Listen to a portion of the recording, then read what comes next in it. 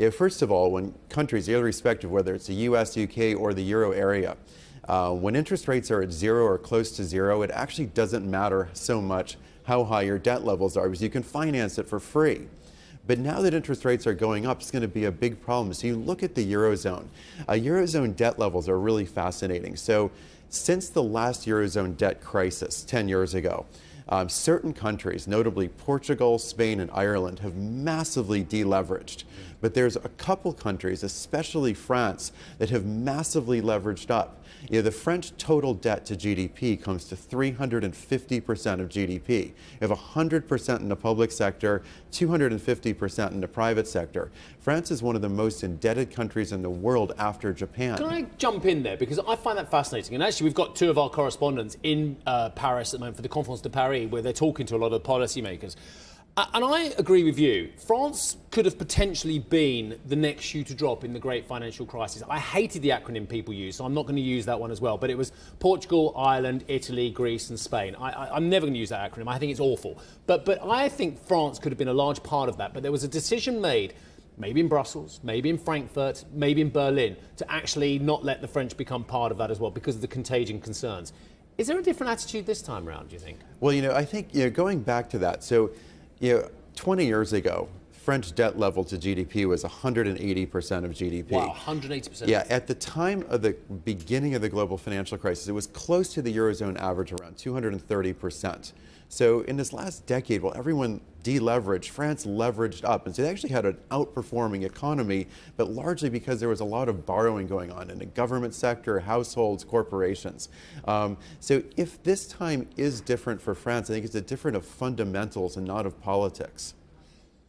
But look, I don't want to beat up on France. I love France. I love many French people. I've got French friends as well. I worked for the French for 5 years as well.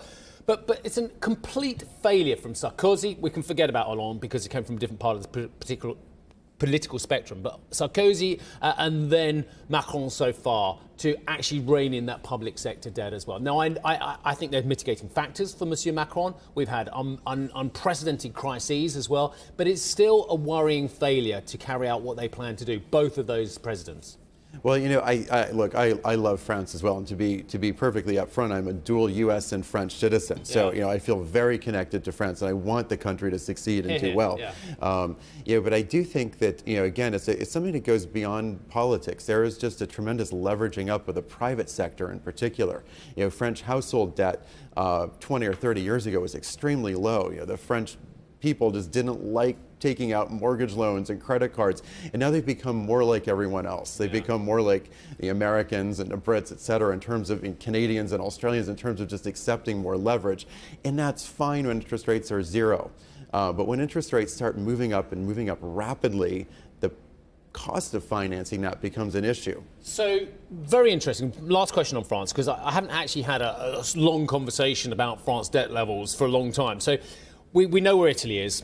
It's 150% debt to GDP. It's worrying. We know where Greece is. It is 180% debt to GDP. It's worrying as well. But France is the one for you in 2023 that could be problematic. I think in 2023 and 2024, it's going to be very, very interesting to watch. And you look at countries that previously experienced financial crises, like Spain or Ireland, and what happened in those countries is very interesting. The problems began in the private sector. In Ireland and Spain, the problems began in the private sector, and then at some point, the public sector was asked to bail out the private sector. I'm not saying this is going to happen in France or any other country, but there are countries like France, Finland, and Belgium that have taken on very high levels of leverage. And so as the ECB tightens policy, it could become a concern.